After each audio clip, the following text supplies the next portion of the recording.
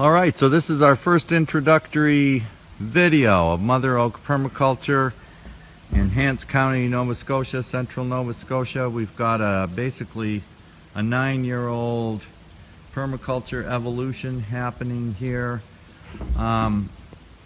You're seeing our wood processing, you're seeing our tractor barn, our equipment shed, our nursery, some nut trees. Most of the trees you see are tree crops. You see our pond.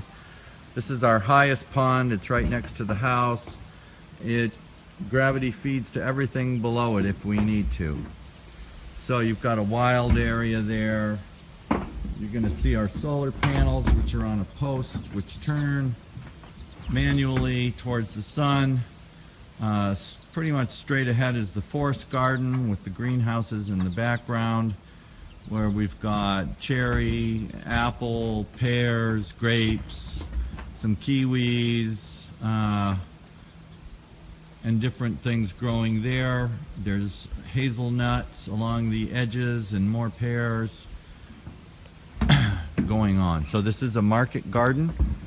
Market gardening was the sole source of our income here until about 10 years ago when I started teaching permaculture. And the goal here is to drastically reduce the market gardening and focus on just sustaining a small community here. So you're seeing the second pond. There's a cascade of 3 ponds. Right below us you can sort of where the bulrushes, cattails are. You can see that's pond 2. That's mostly about habitat, that pond. There's ducks in it, and you might see them down there feeding on the water plants. And that spills into pond 3, which is surrounded by trees, shade trees. There's chestnut, there's willow, a lot of willow here, which is one of our goats' favorite forages. There's honey locusts, there's chestnuts, there's a sugar maple, there's all kinds of diversity here. So, and that's the biggest pond, which will also has an outlet that we can gravity feed the market garden from. So you can also notice access pathways here. Mostly we walk, we push wheelbarrows, but I can drive the tractor right through here if need be. All the way around pond 3. I mow that pathway a couple times a year, and we're constantly traversing it, carrying stuff. So there's a lot of biodiversity. This we'll include a picture, a before picture.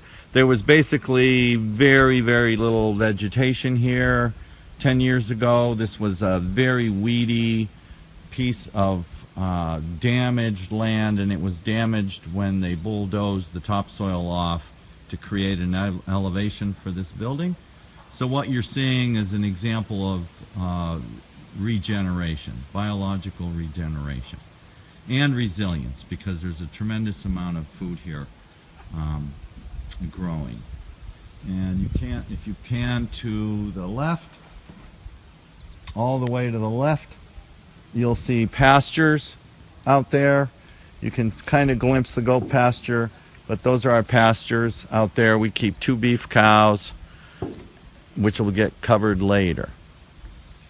So that's basically an overview of what's happening here. Almost all the cultivation that we do in the market garden is done by hand. We use the tractor, a small 34 horsepower tractor in the spring, to break up the soil, and most of the rest of it's done by hand, and then we end up mulching with old hay or some purchased straw or cardboard or our comfrey, which you will see. So that's some of what is going on here. The water, we catch our water. Our kitchen is supplied by rainwater.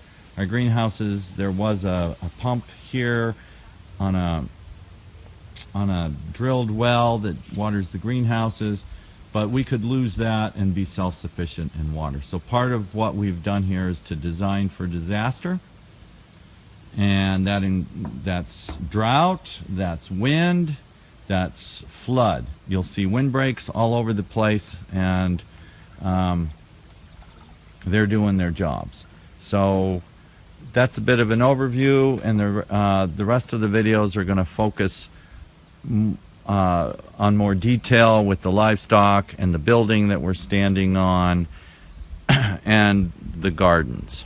Just past this attached greenhouse, which is attached to this building through the glass house there, which is an interesting structure, you'll see those are all nut trees that are coming up. They're very close to the house. And there's hazels back there, and that makes